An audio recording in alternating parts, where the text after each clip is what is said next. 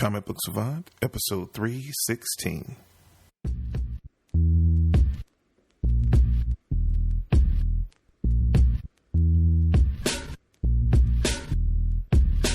I know this.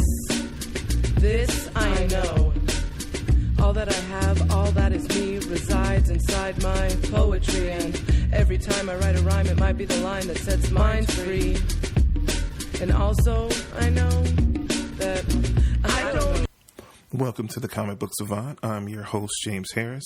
This week, we're going to be talking about Batman Unlimited Mechs vs. Mutants, which is the next in the series of the Batman Unlimited direct-to-home video animated series by Warner Brothers Animation. So we'll be going over that in full detail. But before I get into that, as always, I'd like to give a shout-out to my friends over at the Comics Podcast Network. You can find them over at comicspodcast.com. Again, if you like this show... excuse me, and you're looking for more comic book related content to listen to, that is a great jumping off point. It's literally hundreds of different podcasts listed there. If you're looking for a podcast on a specific character, a specific team, or a specific publisher, you should be able to find one of those shows there on the Comics Podcast Network at comicspodcast.com. It's definitely a great resource. I always want to recommend it because if you like this content, sometimes it can be hard because there's so much out there, but it's really a ton of good shows that are being produced and being posted there for you to have like a one-stop shop for pretty much anything that you're looking to listen to when it comes to comic book podcasts. So definitely, if you have a moment, stop by the Comics Podcast Network. Again, the URL is comicspodcast.com. And last but not least, I'd like to give a shout out to the sponsor for this episode and every episode, which is InStockTrades.com. Just one of the best places to go on the internet when you're looking for collected editions, omnibus, any type of bound collected comic book edition, you pretty much can find over at InStockTrades.com. As you already know, if you place orders $50 or more, you get free shipping within the U.S.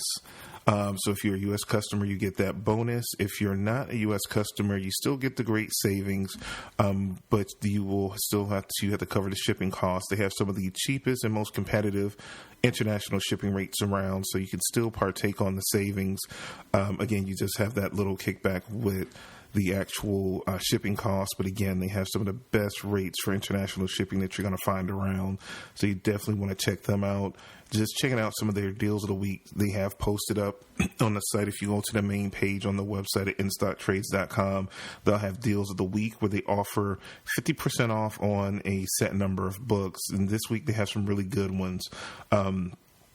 We have Batman Detective Comics hardcover volume 9, Gordon at War. That is 50% off, only $12.49. They have Luke Cage and Iron Fist, Heroes for Hire. This is I have a personal story linked to this one. I've been waiting for this to be reprinted in trade paperback, and hopefully they release it digitally. A longtime friend of mine, a listener of the show, years ago, I wanted this series and Kazar. This is from the 90s when Marvel was going through a lot of financial issues and was in bankruptcy. And, you know, the 90s was a weird time. And this was a series that I read maybe the first handful of issues as they came out. And where I stayed at the time, they didn't continue putting it out on a spinner rack. So I never completed the series. He went back to his home, went up in his attic and found the complete run of this in the Kazar series that was coming out at the same time and mailed me all the issues. Excuse me. And all my moving around and stuff in the subsequent years, I always kept them in probably some of the few actual printed comics I still have. But since I pretty much read all my comics digitally now, I always pull it out. It's like, okay, I'm going to pull them out the plastic and read them, but it's like a mental block. So I'm really cool. It's really good to see that they actually finally getting around to some of these obscure titles. I think it went 20 issues. I have the issues actually in my closet. It's something like that. It's not a huge run. It's one of those short run series. So it's kind of cool that they're going back collecting it now, and hopefully with it being digital, I can get it and finally actually read it, and I hope Kazar is soon behind it. But I thought it was funny when I looked at that; it triggered that memory in my head. But you can get this first collected edition. It's 50% off, only $12.49. Moon Knight. Trade paperback volume 1 Lunatic, 50% off, only $7.99. That's a really great deal as well. Paper Girls trade paperback volume 2, 50% off, only $6.49. Can't beat that. Robin trade paperback volume 3 Solo, that's 50% off, only $12.49. And Sensational She-Hulk by John Byrne, The Return, that is 50% off, only $19.99. So that's not bad. And again, if you pick up a few of these books and you get close to that $50 mark, bam, if you live in the U.S., you got free shipping to boot. So you really can't beat that. So if you have a moment, stop by InStockTrades.com. Let them know that Comic Book Savant sent you over. That'll greatly help me out. And let's jump into what we're talking about this week, which is, again, excuse me, I don't know what's going on with my throat, is Batman Unlimited Mechs versus Mutants. I want to say this is the third in the series that I've done a review on. It's not part of the Diniverse and their main series that they do the big rollouts for, that they do about 2 or 3 of those movies a year. This is a secondary series that I talked about that I want to say maybe it's more aimed a little bit more towards kids, where the other stuff is based on straight adaptations of comic books and are way more adult than we've seen, like with The Killing Joke. And it's actually talks about, I think it's been confirmed now that Justice League Dark, like those movies are actually even going rated R now. Where these are definitely way more kid friendly. They're aimed towards the younger demographic. I always like to cover them because, being a grandfather now, I kind of look at all different tiers of the comic book animation that comes across, comes across my way to review for you guys, because I know, we are transitioned. We're not the demographic as much anymore. We're passing along comics to our children, to our grandchildren, to children of friends that we might mentor, things of that nature. So I think it's always cool to to touch on some of these things that maybe pass along to younger generation, or you might just enjoy it yourself. I found myself, in time, though they hold no candle to the darker, more edgier stuff that they do with the main DCU animated releases, but they're enjoyable within reason, which I'll get into more in the review. So again, Batman Unlimited Mechs versus Mutants is directed by Kurt, I hope I pronounced this correctly, Jita. He's directed Batman Beyond Return of the Joker, which is a phenomenal movie, probably one of the better, animated movies, as far as comic book animated movies of all time. Ultimate Avengers as well. He's also known for in his credits, so he's been around the block and he's directed some really good stuff in his career. Also, the writers for this is Kevin Burke and Chris Wyatt. And the breakdown is as follows. The Dark Knight is back doing what he does best, protecting the citizens of Gotham City. In this third installment of the Batman Unlimited series, Batman Unlimited Mechs vs. Mutants, when evil scientist Mr. Freeze activates his latest invention on 2 of Gotham's most formidable criminals, Killer Croc and Bane, things go from bad to worse. As with the previous releases, we still have Roger Craig Smith reprising the role and doing the voice of Batman. We have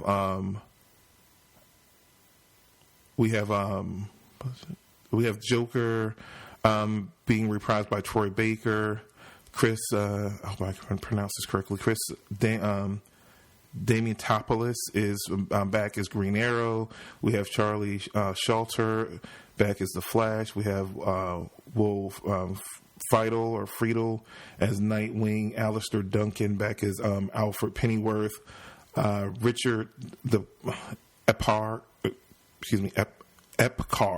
as Commissioner Gordon, Dana Snyder as the Penguin, John DiMaggio as Killer Croc, Phil Lamar as Dr. Kurt Langstrom, Oded Fuhrer as Mr. Freeze, Lucien Dodge as Robin, Dave B. Mitchell as Clayface, and Carlos Akarik is Alazraquui as Bane. And what I have to say about this series, it continues to, amaze me. The animation style is different from what we know with the DC animated universe in this Warner Brothers animated. And like I said, it's more less photorealistic, less based on any particular comic book style. It's a generic comic art. I think it's gotten better. I know I've talked about in the previous reviews where certain parts of the artwork was a little sketchy. They pump these out pretty consistently now. Like I said, it's these started coming out, was it last year in 2015? And, now we're on the third release. I think another one is, coming up. The DC has been, and Warner Brothers has been making a good profit off of these things because they're coming out more and more frequently. We're even seeing with the DC animated universe releases, they're coming out more and more, and they're getting bigger releases, and they must be getting bigger returns because they're really, amping it up, and they're using at least the DC animated universe films as, testing grounds for concepts for movies. We've seen the Assault on Arkham breathed into the Suicide Squad movie. I feel like that was a definite test to see how that was going to work.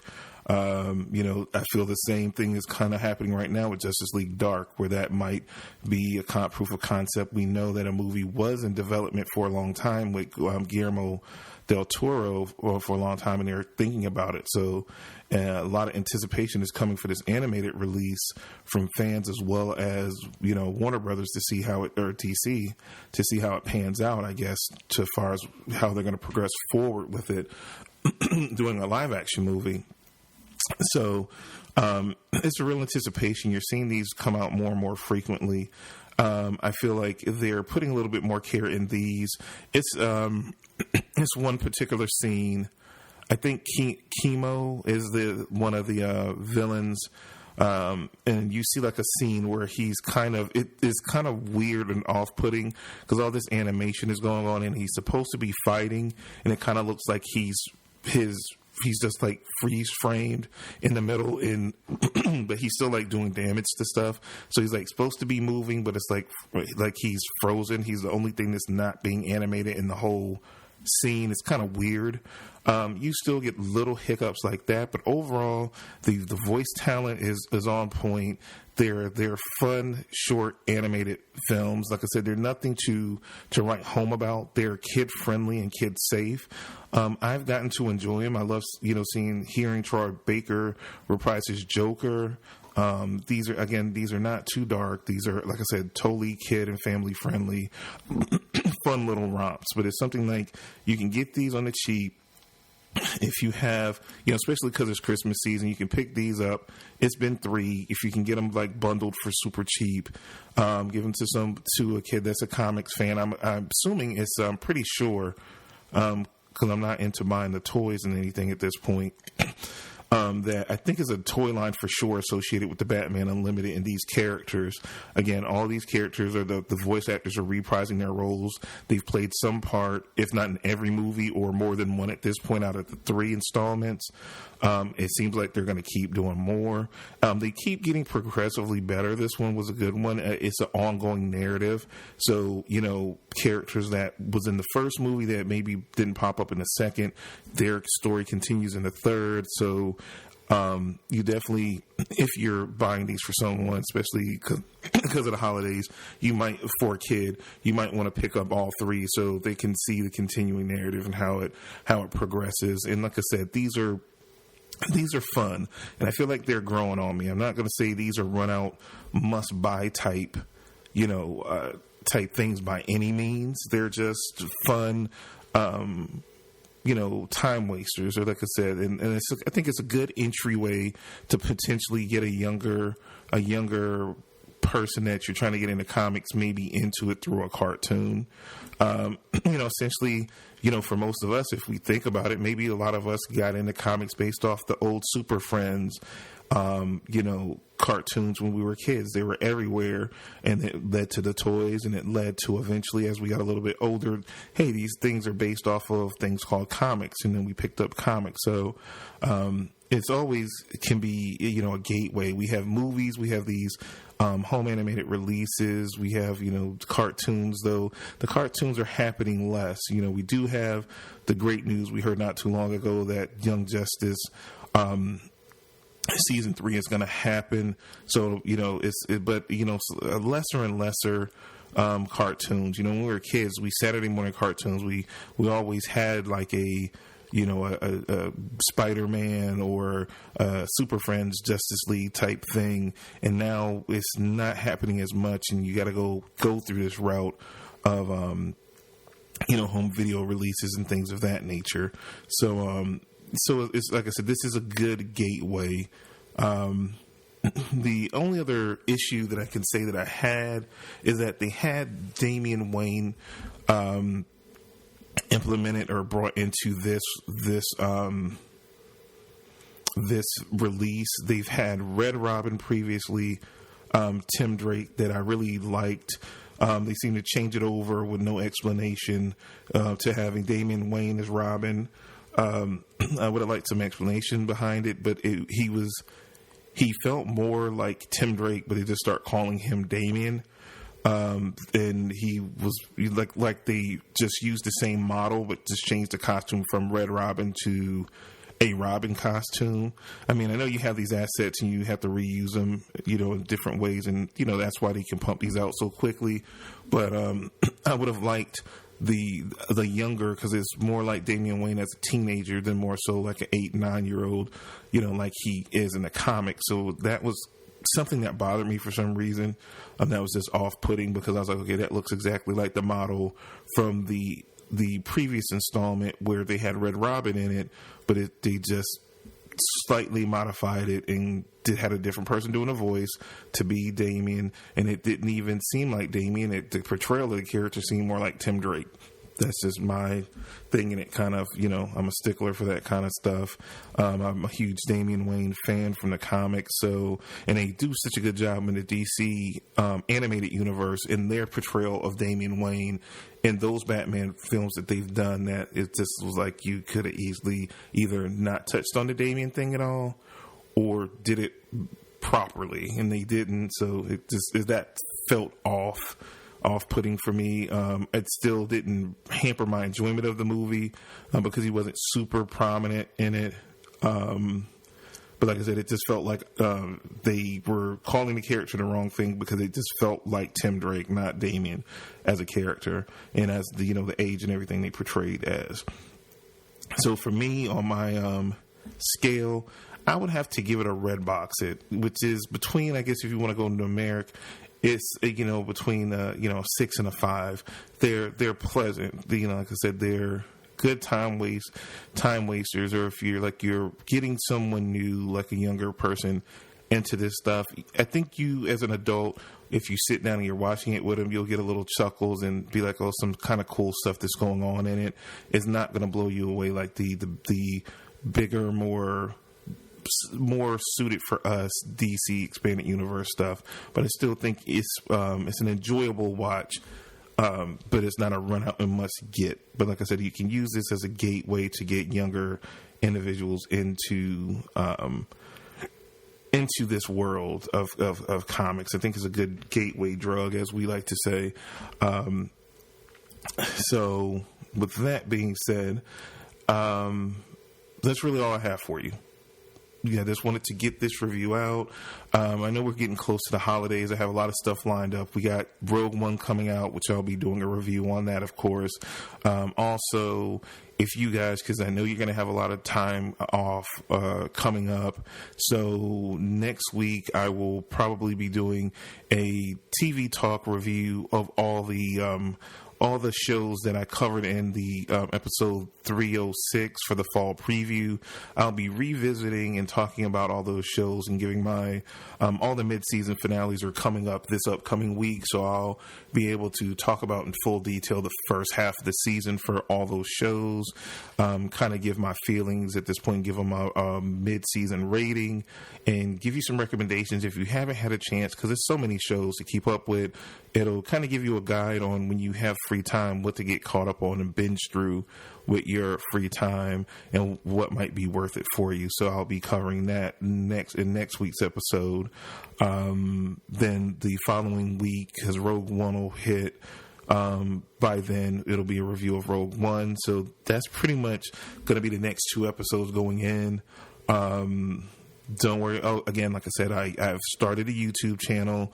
You can find the audio of these episodes listed on YouTube if you can't download them, and you just want them up playing in the background. It's just the audio, version with like a video overlay. I'm still working on the first YouTube content, YouTube exclusive content. Like I said, I'm still working on that, so that's coming down the pike as well. You can find me over at the website, which is comicbooksavant.com. You can find me over on Facebook. I will post on Facebook. So it is a page where you guys can go to as well, which is this facebook.com/comicbooksavant. You can hit me up there. It's also, Twitter and Instagram at comicbooksavant. And that's all I have for you guys. Definitely, if you want to help support the show, reach out to the sponsors if you're so inclined. Just keep spreading the word of mouth. That always helps. It's things like iTunes, leaving reviews, all those things. Financially, if you want to contribute, it's a PayPal direct link where you can contribute whatever you want. Also, it's Patreon as well. I have a Patreon page. All the links are on the homepage to the PayPal direct donation thing, as well as the Patreon thing, if you're so inclined. If not, again, it's those other ways by just helping spreading the word in a podcast that would really helps get the show out there to more and more people. So I appreciate every single one of you guys for everything you do to help keep the show going. Again, I hope you're enjoying the holiday season so far. Got a little while to go. And I'm going to try to give you some good content to help you through those gaps that you're going to have with time off. So that TV review, and like I said, if you haven't caught up with all the shows, I won't spoil anything in that episode. Again, I'll just give you a brief synopsis of what's good, what's not, and what to look forward to if you're not already watching it. So that'll be coming down the pike next week. So that's all I have for you guys this week. I will see you again next week for another episode of Comic Book Savant. You guys take care. And into lyrical wholeness. And I know this, and I know this. This I know, this I know.